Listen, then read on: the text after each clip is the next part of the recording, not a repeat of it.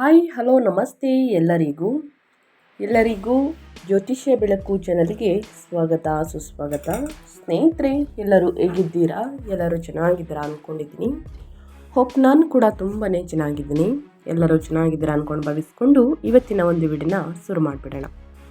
ಇವತ್ತಿನ ಒಂದು ವಿಡಿಯೋದಲ್ಲಿ ಮೀನರಾಶಿಯವರಿಗೆ ಸ್ನೇಹಿತರೆ ಸಾಕಷ್ಟು ಬದಲಾವಣೆಯನ್ನು ನೋಡಲಿದ್ದೀರಿ. ಮೀನರಾಶಿಯವರು ಅದು ನಿಮ್ಮ ವ್ಯಾಪಾರ ವ್ಯವಹಾರದಲ್ಲಿ, ವೃತ್ತಿಯಲ್ಲಿ, ಹಣಕಾಸಿನಲ್ಲಿ ಮತ್ತು ನಿಮ್ಮ ಹೆಲ್ತ್ ಬಗ್ಗೆ ಹೇಳೋದಾದರೆ ಇದೇ ಜುಲೈ 2026ರಿಂದ ಏನೆಲ್ಲ ಬದಲಾವಣೆಗಳನ್ನು ಗ್ರಹಗಳು ಸೂಚಿಸಲಿದೆ, ಯಾವುದರ ಬಗ್ಗೆ ಮುನ್ನೆಚ್ಚರಿಕೆಗಳನ್ನು ತೆಗೆದುಕೊಳ್ಬೇಕು, ಏನೆಲ್ಲ ಪರಿಹಾರಗಳನ್ನು ಮಾಡಬೇಕು ಅನ್ನೋದನ್ನ ಕಂಪ್ಲೀಟಾಗಿ ಇದೇ ವಿಡಿಯೋದಲ್ಲಿ ತಿಳಿಸ್ಕೊಡ್ತಾ ಹೋಗ್ತೀನಿ.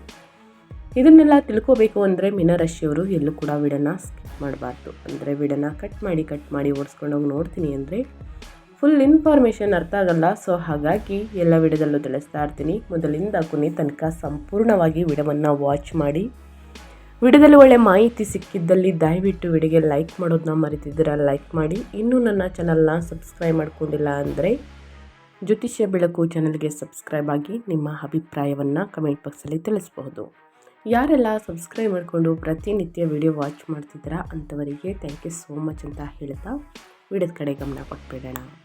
ಒಟ್ಟಾರೆಯಾಗಿ ಮೀನರಾಶಿಯವರ ಬಗ್ಗೆ ಹೇಳೋದಾದರೆ ಜುಲೈ 2026 ಮೀನರಾಶಿಯವರಿಗೆ ಪ್ರಾಯೋಗಿಕ ಮತ್ತು ಪರಿವರ್ತನಾಶೀಲ ತಿಂಗಳು. 5ನೇ ಮನೆಯಲ್ಲಿ ಗುರುವಿನ ಬಲವಾದ ಬೆಂಬಲ ಸಿಗುತ್ತದೆ. ಇದು ಶಿಕ್ಷಣ, ಮಕ್ಕಳು, ಸೃಜನಶೀಲತೆ ಮತ್ತು ಬುದ್ಧಿವಂತಿಕೆಗೆ ಸಂಬಂಧಿಸಿದ ವಿಷಯಗಳನ್ನು ಸುಧಾರಿಸುತ್ತದೆ. ಅದೇ ಸಮಯದಲ್ಲಿ 3ನೇ ಮನೆಯಲ್ಲಿ ಮಂಗಳವು ನಿಮ್ಮನ್ನು ಸಕ್ರಿಯ, ನೇರ ಮತ್ತು ಕೆಲವೊಮ್ಮೆ ತಾಳ್ಮೆ ಇಲ್ಲದವರನ್ನಾಗಿ ಮಾಡುತ್ತದೆ. 1ನೇ ಮನೆಯಲ್ಲಿ ಸ್ನೇಹಿತರೆ ಶನಿಯು ಆತುರದ ನಿರ್ಧಾರಗಳಿಗಿಂತ ನಿಧಾನ ಮತ್ತು ಸ್ಥಿರವಾದ ಕೆಲಸ ಉತ್ತಮ ಎಂದು ನಿಮಗೆ ನೆನಪಿಸುತ್ತದೆ. ಈ ತಿಂಗಳು ಪ್ರಗತಿಯನ್ನು ನೀಡಬಹುದು, ಆದರೆ ನೀವು ಧೈರ್ಯ ಮತ್ತು ತಾಳ್ಮೆಯನ್ನು ಸಂಯೋಜಿಸಿದಾಗ ಮಾತ್ರ ಫಲಿತಾಂಶಗಳು ಸ್ಥಿರವಾಗಿರುತ್ತದೆ. ಗ್ರಹಗಳ ಸಂಚಾರ ಮತ್ತು ಗ್ರಹಗಳ ಸ್ಥಾನ ಬದಲಾವಣೆಯಿಂದ ಸಾಕಷ್ಟು ಬದಲಾವಣೆಯನ್ನು ನೋಡಲಿದ್ದೀರಿ ಸ್ನೇಹಿತರೆ. ಎಲ್ಲೂ ಕೂಡ ಸ್ಕಿಪ್ ಮಾಡ್ದೇ ಕೊನೆ ತನಕ ವಾಚ್ ಮಾಡಿ. ಈ ಅದೃಷ್ಟ ರಾಶಿ ನಿಮ್ಮ ಕುಟುಂಬದಲ್ಲಿ, ನಿಮ್ಮ ಸ್ನೇಹಿತರಲ್ಲಿ ಅಥವಾ ನಿಮ್ಮ ಹಿತೈಷಿಗಳು ಯಾರಾದರೂ ವಿಡಿಯೋವನ್ನು ನೋಡ್ತಾ ಇದ್ದಾರೆ ಸ್ನೇಹಿತರೆ, ಅವ್ರಿಗೂ ಕೂಡ ವಿಡಿಯೋವನ್ನು ಶೇರ್ ಮಾಡಿ. ಈ ರಾಶಿಯನ್ನು ಹೊಂದಿದ್ರೆ ಏನು ಕಮೆಂಟ್ ಬಾಕ್ಸಲ್ಲಿ ಓಂ ಸಿದ್ದಪ್ಪಾಜಿ ನಮಃ ಅಂತ ಕಮೆಂಟ್ ಮಾಡಿ. ಇದುವರೆಗೆ ದೊಡ್ಡವರ ಆಶೀರ್ವಾದ ನಿಮ್ಮ ಮೇಲಿರಲಿ ಅಂತ ಕೇಳ್ಕೊತಾ ವಿಡಿಯೋದ ಕಡೆ ಗಮನ ಕೊಡ್ತಾ ಹೋಗೋಣ ಬನ್ನಿ.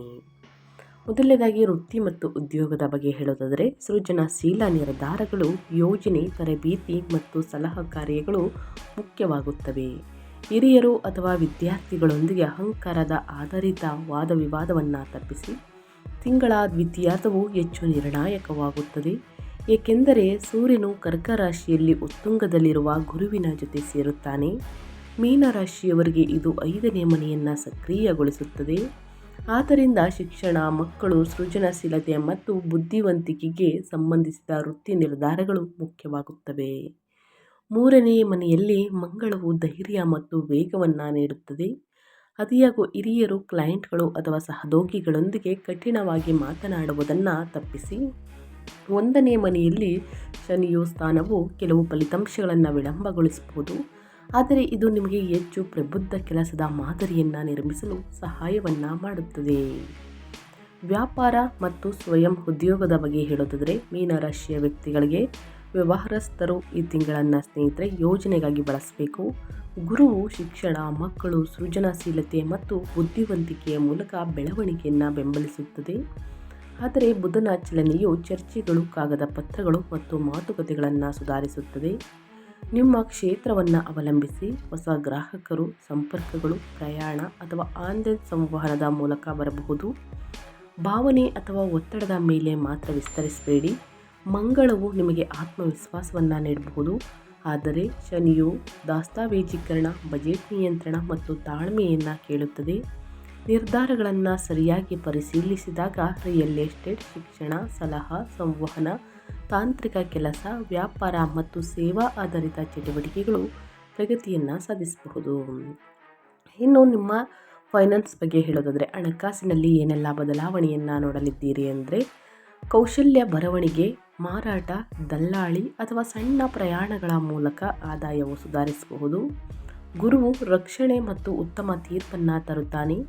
ವಿಶೇಷವಾಗಿ 5ನೇ ಮನೆಗೆ ಸಂಬಂಧಿಸಿದ ವಿಷಯಗಳಲ್ಲಿ ಸ್ಥಿರವಾದ ಕೆಲಸದ ಮೂಲಕ ಆದಾಯವು ಸುಧಾರಿಸಬಹುದು. ಆದರೆ ಖರ್ಚುಗಳನ್ನು ಬರೆದಿಟ್ಕೊಳ್ಬೇಕು ಸ್ನೇಹಿತರೆ ಮತ್ತು ನಿಯಂತ್ರಿಸಬೇಕು. ಯಾವುದೇ ಪುರಾವೆಗಳಿಲ್ಲದೆ, ಊಹಾತ್ಮಕ ನಿರ್ಧಾರಗಳಿಲ್ಲದೆ ಮತ್ತು ಭಾವನಾತ್ಮಕ ಖರೀದಿಗಳಿಲ್ಲದೆ ಸಾಲ ನೀಡುವುದನ್ನು ತಪ್ಪಿಸಿ.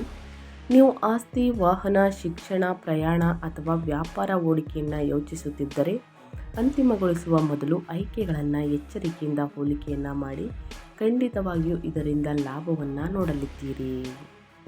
ಇನ್ನು ನಿಮ್ಮ ಆರೋಗ್ಯ ಮತ್ತು ಯೋಗಕ್ಷೇಮದ ಬಗ್ಗೆ ಹೇಳೋದಾದರೆ, ದೇಹದ ಉಷ್ಣತೆ, ರಕ್ತದೊತ್ತಡ, ತಲೆನೋವು ಮತ್ತು ಅಸಹನೆ ಬಗ್ಗೆ ಕಾಳಜಿ ವಹಿಸಿ. ಮಂಗಳ ಗ್ರಹವು ಉಷ್ಣತೆ, ಕಿರಿಕಿರಿ ಮತ್ತು ಚಡಪಡಿಕೆಯನ್ನು ಹೆಚ್ಚಿಸಬಹುದು. ಆದ್ದರಿಂದ ಅನಿಯಮಿತ ಆಹಾರ, ಕೋಪ ಮತ್ತು ಅತಿಯಾದ ಕೆಲಸವನ್ನು ತಪ್ಪಿಸಿ. ನಿರ್ಲಕ್ಷ್ಯಪಟ್ಟಂತಹ ಸಮಸ್ಯೆಯನ್ನು ಮುಂದೂಡಬಾರದು ಎಂದು ಶನಿ ಸೂಚಿಸುತ್ತಿದೆ. ನಿಯಮಿತ ನಿದ್ರೆ, ವಾಕಿಂಗ್, ಪ್ರಾಣಾಯಾಮ ಮತ್ತು ಸರಳ ಆಹಾರವು ಸಹಾಯವನ್ನು ಮಾಡುತ್ತದೆ. ನಿಮಗೆ ಈಗಾಗಲೇ ದೀರ್ಘಕಾಲದ ಆರೋಗ್ಯ ಸಮಸ್ಯೆ ಇದ್ದರೆ ತಡ ಮಾಡದೆ ವೈದ್ಯಕೀಯ ಸಲಹೆಯನ್ನು ಅನುಸರಿಸಿ. ಇನ್ನು ಕುಟುಂಬದ ಬಗ್ಗೆ ಹೇಳೋದಾದರೆ, ಮಕ್ಕಳು ಮತ್ತು ಪ್ರಣಯ ವಿಷಯಗಳನ್ನು ಸೌಮ್ಯವಾಗಿ ನಿರ್ವಹಿಸುವುದು ಅಗತ್ಯ. ಸೃಜನಶೀಲತೆ ಸಂತೋಷವನ್ನು ತರುತ್ತದೆ. ತಿಂಗಳ ದ್ವಿತೀಯಾರ್ಧದಲ್ಲಿ ಶುಕ್ರನು ರಾಶಿಯನ್ನು ಬದಲಾಯಿಸುತ್ತಾನೆ ಮತ್ತು ಭಾವನಾತ್ಮಕ ಉಷ್ಣತೆಯನ್ನು ಸುಧಾರಿಸುತ್ತಾನೆ. ಆದರೆ 6ನೇ ಮನೆಯಲ್ಲಿ ಕೇತು ಕೆಲಸದ ಒತ್ತಡ, ಸ್ಪರ್ಧೆ, ಸಾಲಗಳು ಮತ್ತು ಆರೋಗ್ಯ ಸ್ಥಿತಿಗೆ ಸಂಬಂಧಿಸಿದ ವಿಷಯಗಳಲ್ಲಿ ದೂರ ಅಥವಾ ಗೊಂದಲವನ್ನು ಉಂಟು ಮಾಡಬಹುದು. ಮೃದುವಾಗಿ ಮಾತನಾಡಿ ಮತ್ತು ಪ್ರತಿಯೊಂದು ಸಣ್ಣ ವಿಷಯವನ್ನು ಚರ್ಚೆಯಾಗಿ ಪರಿವರ್ತಿಸಬೇಡಿ.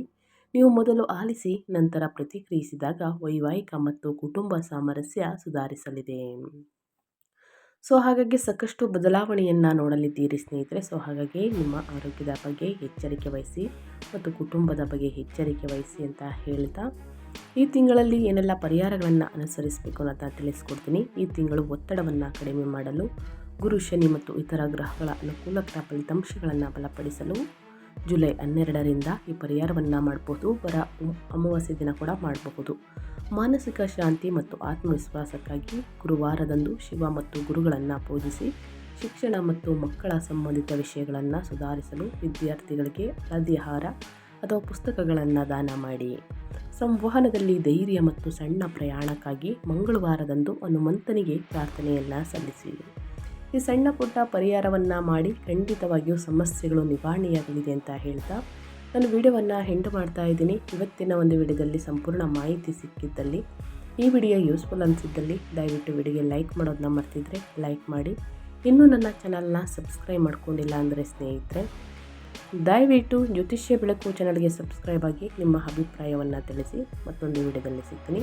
Thank you for watching.